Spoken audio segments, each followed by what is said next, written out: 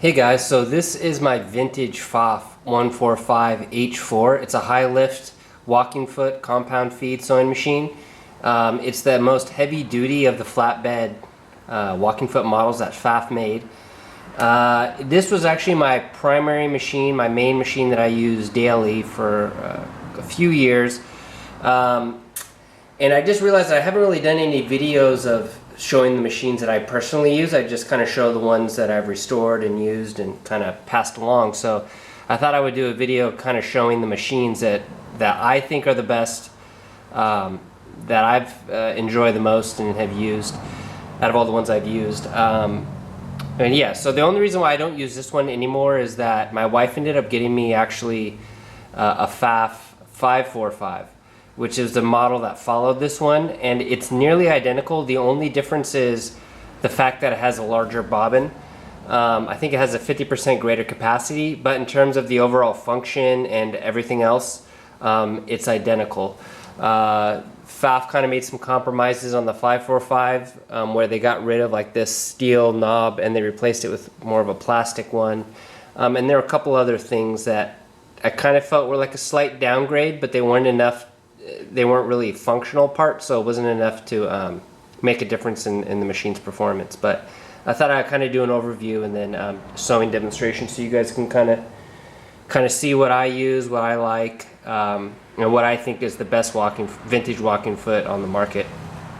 I had quite a few machines, and really it's just the fit and finish on these Pfaffs, like the finish work that they do on these parts and the casting quality and the machining that they do is unrivaled. I haven't seen any other machine that is really as high a quality as Pfaff for their parts. Like even the small parts are individually stamped. They're really well finished, and just you can hear when you use the machine. They're really silent. They're really quiet, and they're just like a watch, like a Swiss watch going, just so smooth, so precise. This one is actually housed in a table that I made. I've made quite a few tables. Some I've done out of solid hardwood, and I've started to lean towards making them out of plywood now, because plywood is super stable. You won't get any kind of shrinkage or expansion with this because of the cross-grain structure of the plywood. What I basically do is take two sheets of like a hardwood veneered plywood. This one's birch, but I've used maple. I just like the finish that you can get on the birch. I think it looks really good. And you basically just laminate two pieces, so 2 3/4 inch pieces together to get an 1.5 inch thick slab, and then cut it, and then I'll edge band it. I've tried different edge banding methods. I just think this is like a little bit more than 1/8 of an inch. Edge banding, and then I'll just glue it onto the ends to finish it, and then take a planer and just kind of round over the edges to make it nice and smooth. And then I used to finish it with a polyurethane, and then it kind of lost some of the feel in the wood. So I started going over to I guess you could call it a wipe-on poly blend. Basically I just take mineral spirits, boiled linseed oil, and matte polyurethane, and mix those in equal parts, and it's basically like a rub-on poly, so you get the protection of polyurethane, but you also have the feel and look of like an hand-rubbed oil finish, and I think it's just a better overall. Oh yeah, and then the legs. I've welded up legs for the other machines that I have, and I like the vintage Singer legs, the spindle legs. I like those a lot. This one I thought I'd try out. These are off of eBay.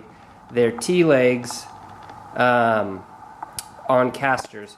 So this whole machine just rolls around really easily. I've realized that if you're going to have these heavy machines, you got to put them on wheels. Just makes moving around so much easier. But overall, I've been pretty impressed with these. I think they were 150 shipped. I'm not quite sure, but to me that was worth it. They came with the wheels, with the casters. Came with the foot pedal, and it's adjustable in height, so I like that. The motor on this one is a clutch motor. It's a 1725 RPM, and it's got a larger pulley actually, and I've kind of started moving towards the larger pulleys on the machines, at least on clutch motors.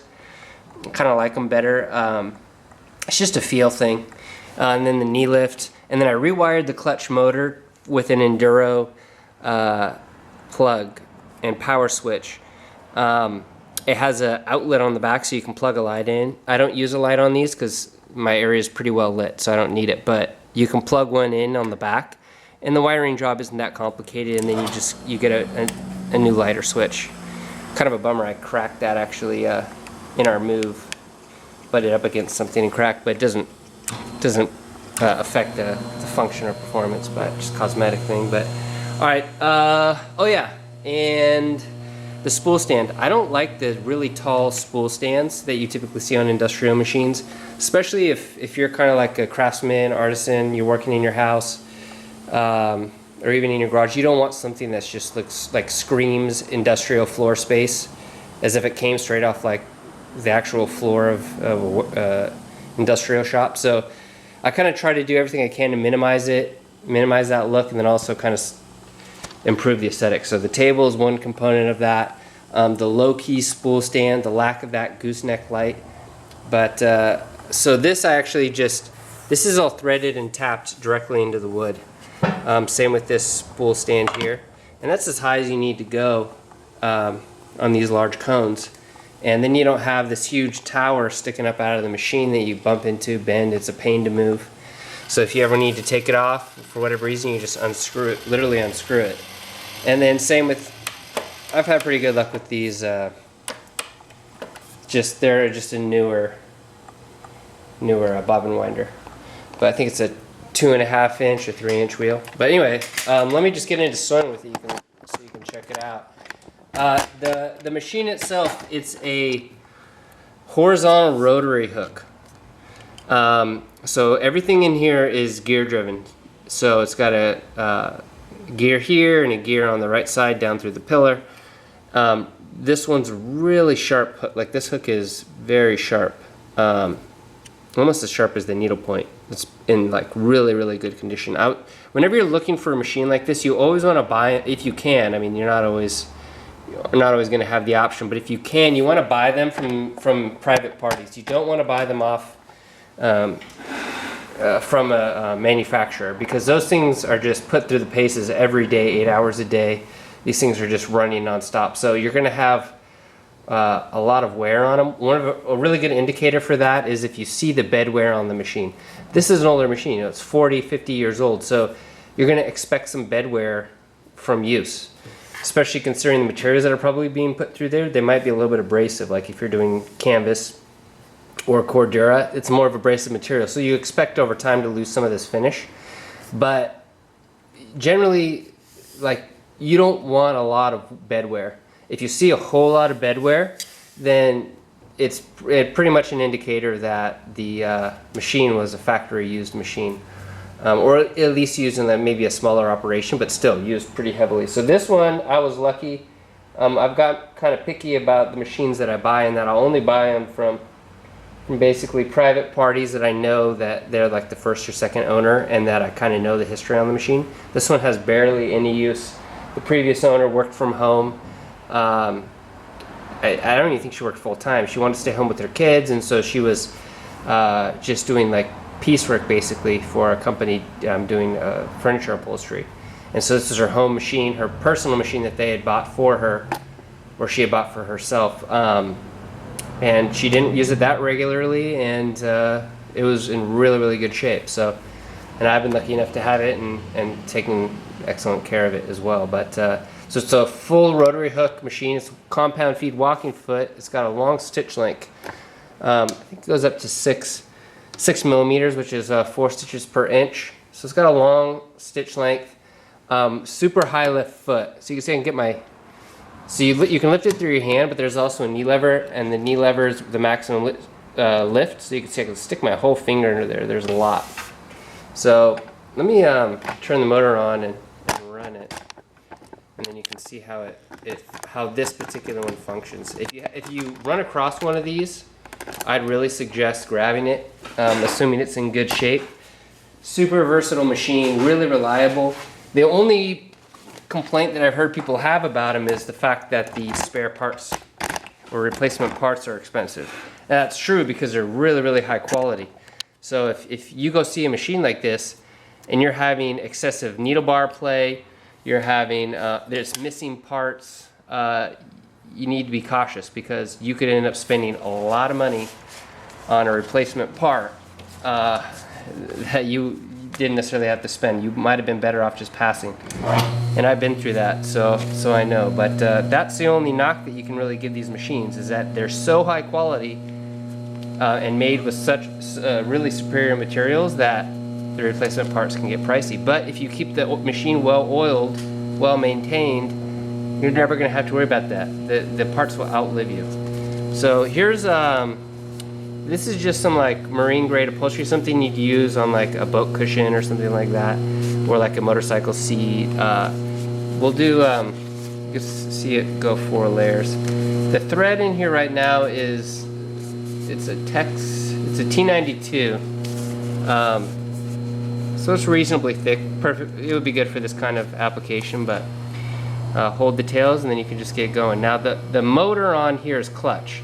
It's a clutch motor, so you can see if you're not careful, these things can take off on you. Oh, I didn't hold the tails there. So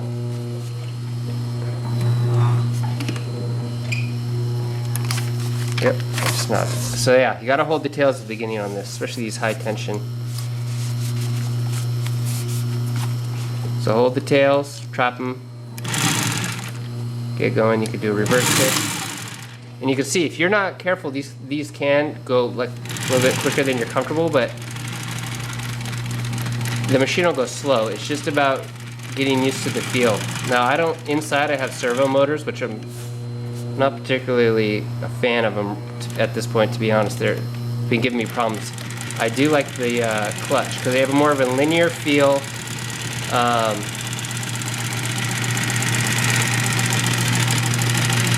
I don't know. They just feel different. They are. You can hear them. They're louder than a servo, but I like the sound actually better while the machine's going. So you can see how well this thing walks across. Now it does have an adjustable these alternating feet, so they alternate like this. You can raise it. So if you're going over just really consistent flat material where there's not a lot of change in material height, then right now on this setting, it's the lowest setting, this walking foot right here is fine. You can see it's not lifting up really high. It's just like very small. Now this is a high lift machine, so these feet can go really high. So here's at the highest setting, and you'll see the difference. See how high that's lifting up?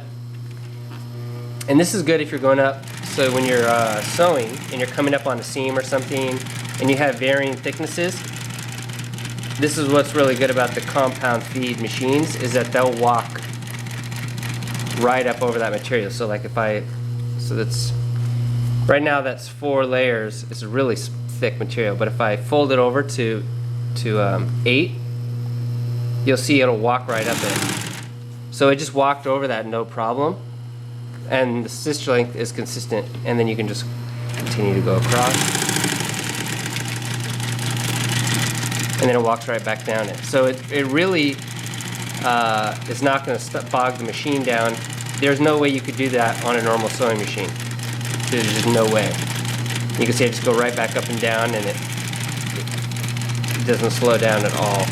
And you don't have a change in the stitch length, and it's as if it didn't even encounter it.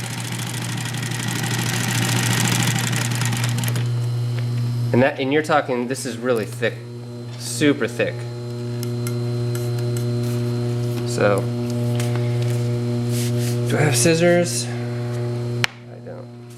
But you can see the thickness change here. So you can see where it goes up. And you can see how balanced the stitches are too. So I used a blue thread on the bottom, a contrasting thread, so you can see the tension is dialed in on this machine.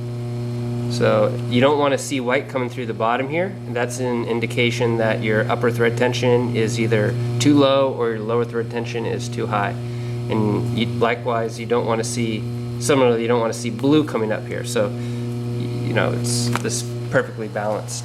So let me get some scissors. Sorry, I thought I had some on hand here. But you can see the operation is super, super smooth. I mean, that's what's so phenomenal about the Pfaffs, is they're really, really smooth.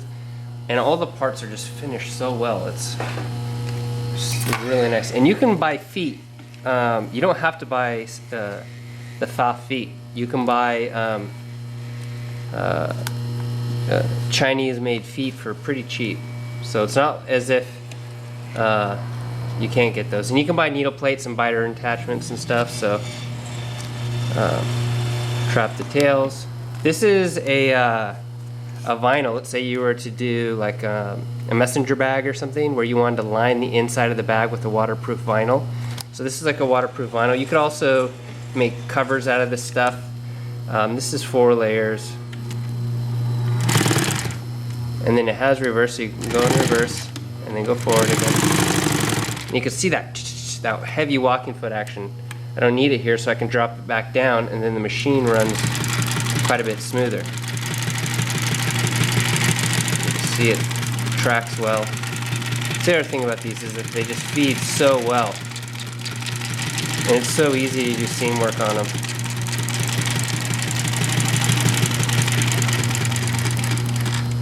So, and you can see how slow I'm going. Don't listen to people that tell you that you have to get a clutch motor or get a servo motor to get this kind of control. It's not true.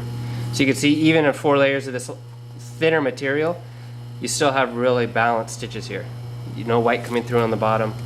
And the machine will go fast. Like you can see I can go slow and go really slow. But I can also go fast. Like that, like super fast. So if you're doing like automotive upholstery and you want to do just long straight runs of just tying together, it's easy to do. Basically, this is how the pros do it. They just set it up, jam it through, set it up, and they'll just do arm's length at a time, having that machine just feed it through. So.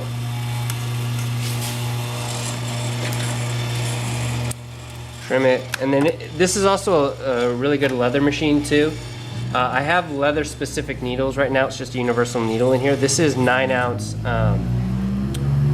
This is 9-ounce Herman Oak vegetable tan leather, so it's thick. This is like 1 layer would be enough for like a belt or like a dog collar or something like that. 2 layers, let's say you were to fold it over and finish it off. It'll sew through this, no problem at all. And the thing I've done on this machine too is you can buy fold down guides, but you have to have the back of your machine threaded and tapped to accept those guides. The Pfaffs don't come that way. I actually put this one and my 545, I put them up on drill presses, and I drilled through the back of the head of the machine and tapped in threads. So I can screw in fold down attachment. I used to have a fold down attachment on this one, but I put it on the 545 when that became my main machine. But I didn't trap the thread, but it'll still. But you can see it'll go through that no problem, and the stitches look really good. So you can see here, this is where I didn't trap it, and that's what will happen. But you can see the stitches look really good top and bottom. Now if you are doing exclusively leather work, you're going to want to use a leather point needle. You don't need to get a servo motor. You can see the control that I have here. You don't necessarily need it. I mean, you'll have to learn to use the clutch motor. It takes a little bit of time to get the feel right, but how much slower are you going to need to go than that? And it's not like I'm walking tightrope trying to get that pressure or the foot pressure exact. So you see this is 2 layers. It'll do 3 layers. I mean, it'll sew basically up to whatever you can fit underneath this presser foot. So it could do another layer and a half. And then you can see, let's see if it's gonna focus, how good those stitches look. And this is just with a standard needle. If you put a leather point needle on here, which has a chisel tip, you won't get this kind of big hole penetration here. It looks a little bit better, and you also have this. The leather point needle also causes the stitches to kind of lay in a way that resembles a hand stitch. But yeah, so if you're looking for a compound feed walking foot machine, I would say the Pfaffs would be your very best bet. They're going to be the nicest of what you're going to find. The different models, the main models being the Pfaff 145, this one's made in Germany. The Pfaff 545, which followed this one, which is identical except for the fact that it has basically a larger bobbin. And you'll see two variations of these machines, an H3 and an H4. The H4 is a high lift model where you have really high presser foot lift, and you'll also have a greater alternating feed stroke. So if you're going, this is like ideal for somebody who's doing like upholstery, because you really have that walking foot, high lift foot, which is a huge advantage. And also, people doing leather too. And then the H3 is better for, say, somebody doing like exclusively canvas work or making bags and stuff where they don't need that high lift, high alternating foot action. Although this one will, you saw it can do both. So you have the 145, which is this model. Really the difference being the size of the bobbin. This is the size here. And it's a good capacity. As you go up in really high thread thickness, like you get up to 208 thread thickness, which you're not going to want to put that in the bobbin anyway. The max you're going to want to put in the bobbin on the underside is 128. And it'll still hold a decent amount. I mean, not as much as the bigger size, but it'll still hold a good amount. So you have the 145, which is this model. You had the 545, which I also have, which is the bigger bobbin, identical though. And then you have a 1245, and they still make the 1245, I believe. But I know at some point they moved manufacturing to Asia. So the 145 and the 545, these are German and Western German made machines. The 1245 I think was made in Germany for a period, and then it switched over. And you can tell based on the coloring and the paint on the machine.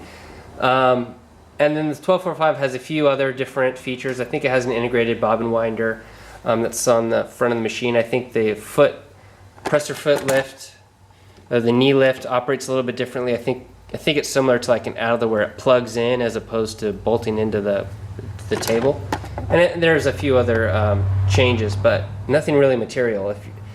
I prefer the 545s personally, and the 145s. And also the thing you want to look for when you go to look at a machine is you want to make sure that it spins freely and loose. You do not want a tight machine, although in some cases you can get it loosened up. But on these machines, such that the presser foot, you can see here as I spin the hand wheel. Oh,